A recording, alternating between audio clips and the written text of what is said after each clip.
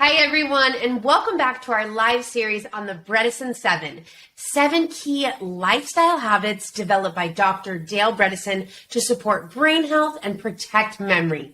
I'm Nikki Wolf, back today for episode 6, this time to discuss a topic I'm sure we can all relate to, and that is stress. Now, stress has a huge impact on our health, especially when it comes to the brain. That makes stress management techniques a vital part of living a long, healthy life and keeping our minds sharp for years to come. Dr. Bredesen returns today to help us understand how stress affects the brain. He'll also share some tips on everyday actions we can take to alleviate stress so we can focus, think clearly, and protect cognition. For those of you who haven't tuned in before, Dr. Bredesen is a world-renowned neurologist pioneering the treatment of Alzheimer's. He is the author of 2 New York Times bestsellers, including The End of Alzheimer's, and currently he is a professor at UCLA. Dr. Bredesen, thank you again for joining us. Great to talk to you, Nikki. Thanks for having me. Absolutely. Well, I'm very excited to talk about the conversation today. And let's just dive in, kind of starting out what stress actually is and how does it affect our brains? Yeah, it's a great point. You know, the whole concept of stress affects and is related to any system. So if systems are meant to work, whether it's a car, whether it's a human, whether it's something else, they're meant to work at a certain level. And if if you go way high, of course, they're going to break. Again, you can break your car, you can break your brain, and so forth and so on. But stress is when you're going just beyond what a system is meant to function as. Now, interestingly, when you look at a human organism, having a little bit actually helps the system to improve. So going out and doing some jogging in the morning or doing things where you get some brain training, things like this are all providing a little bit of stress. In fact, even things like fasting and exercise are providing a little bit of stress, but it's stress that then resolves. You don't want to go so far that you actually hurt yourself, so you don't want to go from not jogging at all to trying to do a marathon. And similarly, you want to have just a little bit and you want to resolve it. And so the big problem that so many of us face is constant stress. And so we're made, again, to have some improvements with a little bit of stress with resolution. We're made to actually adapt the system. But for so many of us, we wake up and every day, stress, stress, stress. What are we going to do about this? How are we going to pay that next bill? What are we going to do? Are we having problems at work? So forth and so on. And these things really, unfortunately, can be very damaging. Damaging for your GI tract, damaging for your blood pressure and cardiovascular system, and of course, damaging for your brain. And in fact, one of the areas that is really critical in the brain for cognitive decline is the amygdala, which is for stress threat related things, which contribute to cognitive decline. In fact, when in the lab, when we were developing medicines for Alzheimer's disease, one of the targets was a stress-related receptor in the brain. So CRF1 receptor is a specific one. When you trigger that repeatedly with lots of stress, you actually see the amyloid and the tau go up. So there's no question that there is an important relationship between stress and cognitive decline. But stress is just that going a little too far for what the system is meant to take.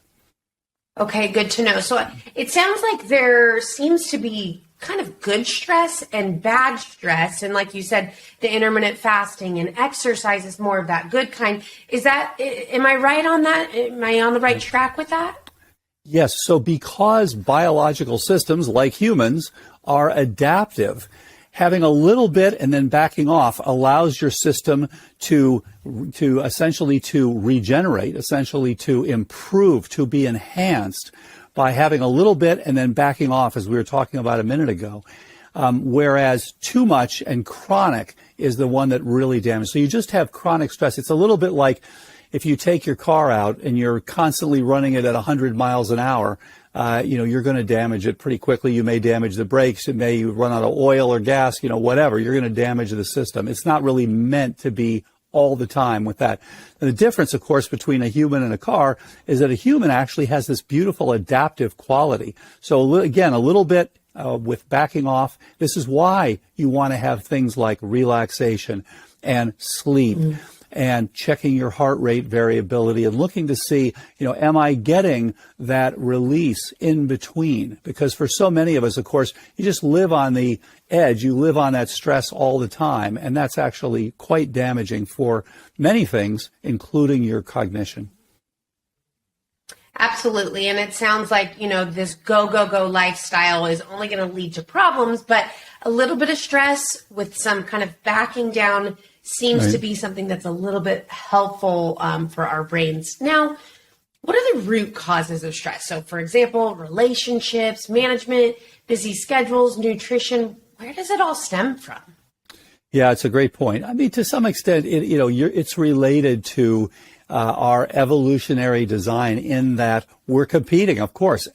Darwinian evolution is happening all around us. So we're seeing new things happen. And of course, people are driving themselves. And I think, again, this is something that with new 21st century medicine, not only will we understand, yes, we have to have changes in our diets.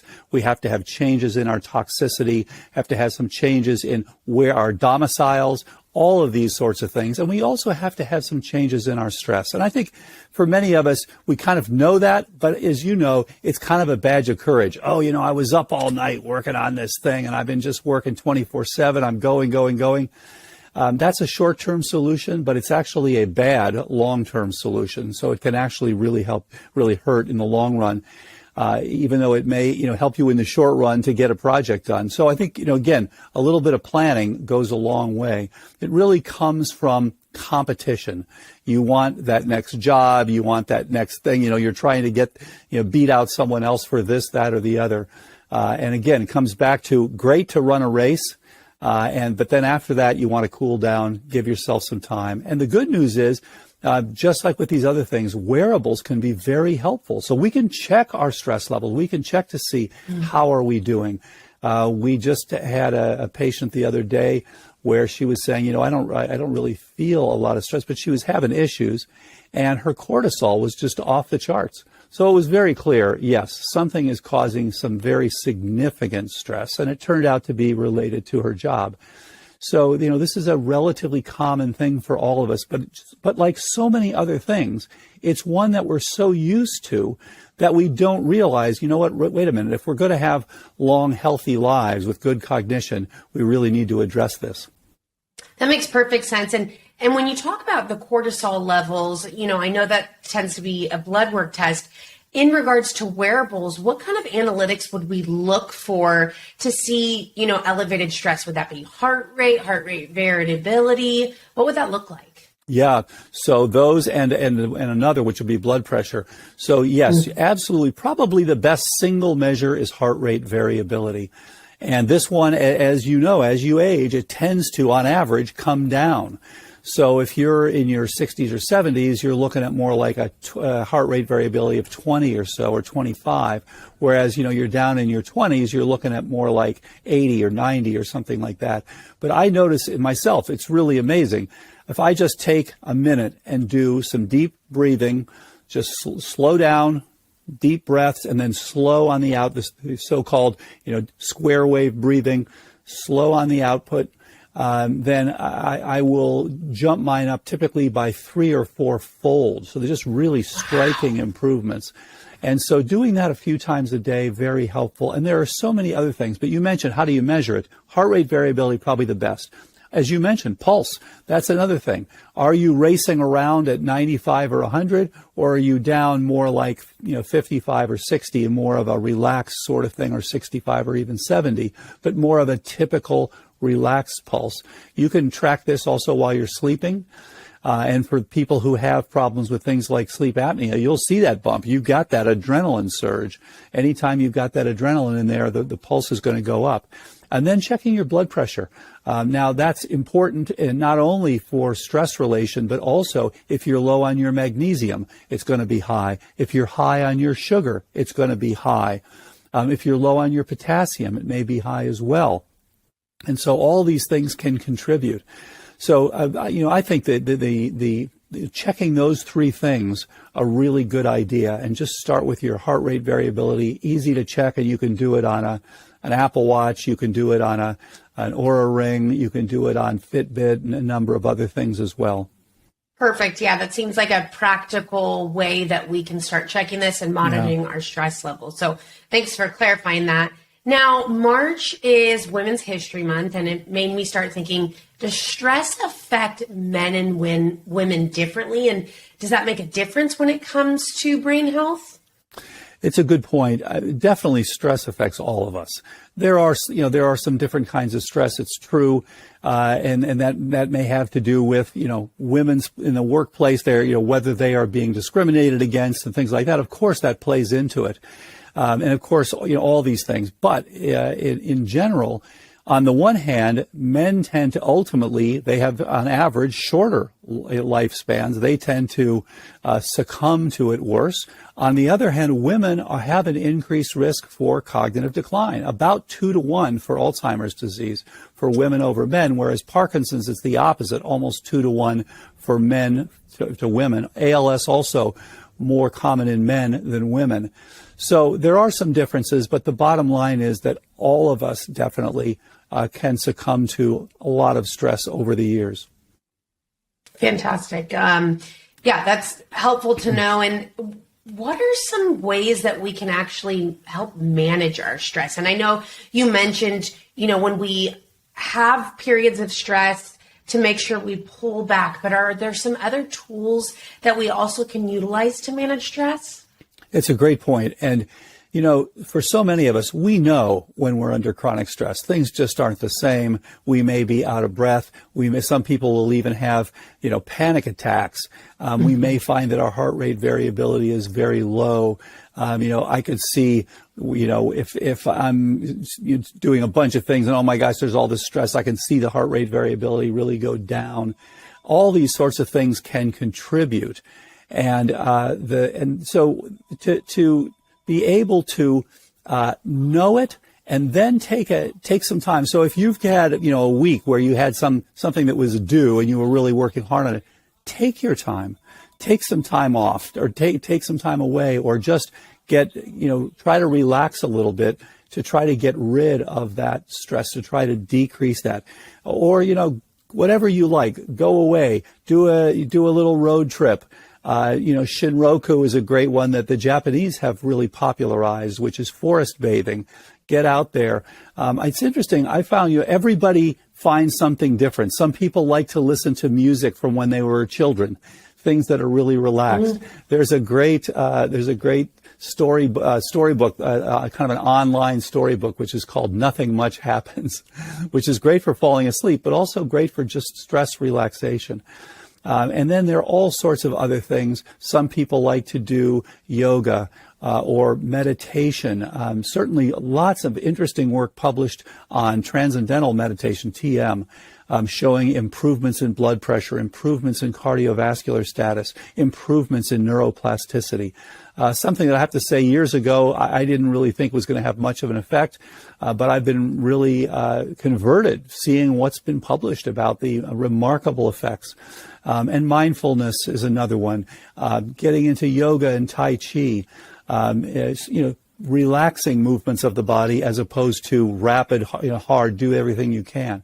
So again, we're kind of made to go kind of in these modes. Just as we're made to go sleep and awake, we're also made to kind of work and then relax and do something and relax. Just as we were meant to eat and then fast and eat and fast. All these different physiological phenomena, we were meant to go in these bimodal distributions. And the same thing is true for stress and relaxation. That makes sense. And it sounds like, finding some sort of low stimulation activity, hobby that, you connect with, because everybody's going to be a little bit different. Silence and solitude is something that's helpful for me, whereas somebody might benefit more from meditation and yoga. So finding something that you can connect with that's not going to bring your heart rate and everything up and is very stimulating seems to be kind of do the trick. Now, and it has some good feedback as well. So things like biofeedback can help you things like heart math can help you to kind of see where you stand, to see it and adjust. And I think, again, I notice the same thing if I look at heart rate variability. You can see whether you're really able to chill out for a minute or two. You can really see the difference. Oh, that's interesting. So trying a variety of these different, components or hobbies, and then checking and seeing, okay, was I really calm during that activity, or was I thinking a little too much? So I like that idea. Now, what are some ways that, or is it even possible that we can reverse the damage caused by stress? It's a great point. Because in the long run, you're right. You actually do damage that can be irreversible. If you get to the point of having a myocardial infarction, a heart attack, or you get to the point of having significant neuronal damage, it's much harder. And then you're thinking about, we're looking at things like stem cells or looking at stents or, things that you don't want to get to. So this is why you want to manage it early on. But there are all sorts of things.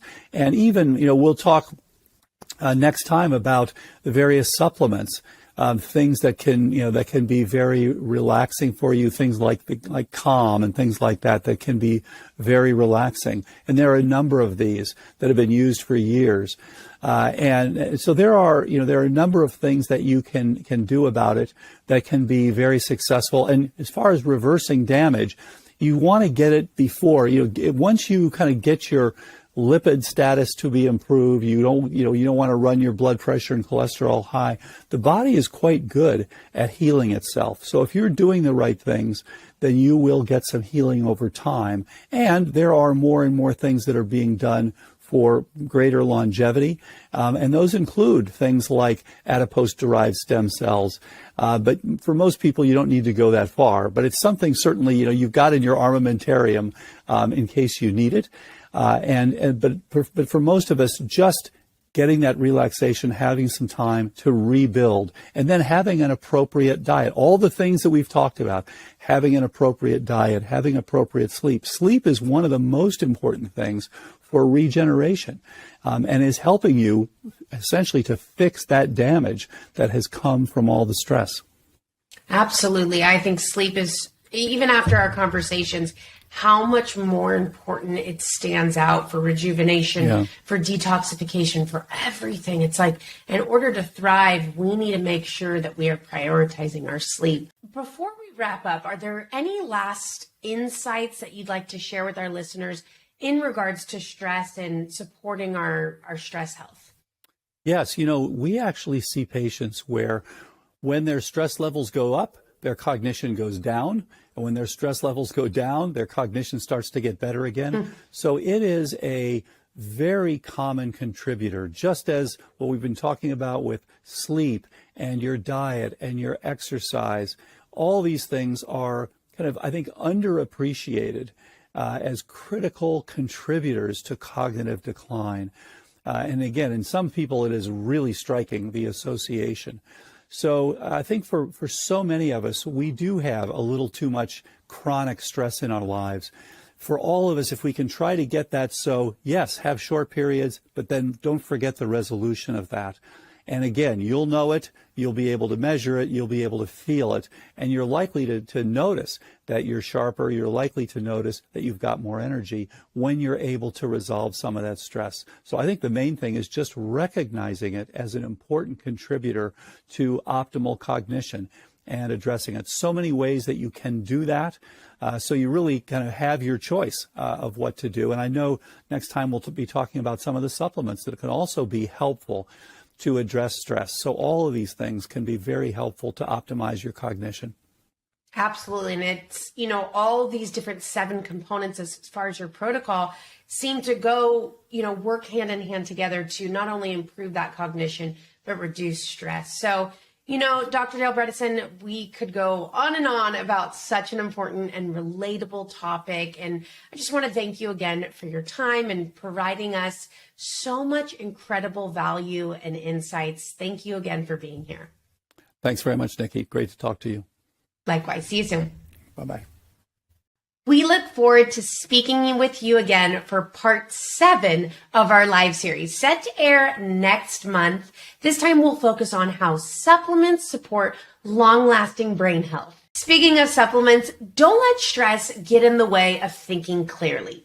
NeuroQ Calm Focus formulas provide stress support for mental clarity. Our Calm Focus capsules offer everyday relief for a calm, relaxed mind.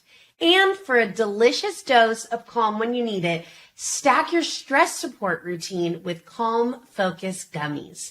Shop Calm Focus today at NeuroQ.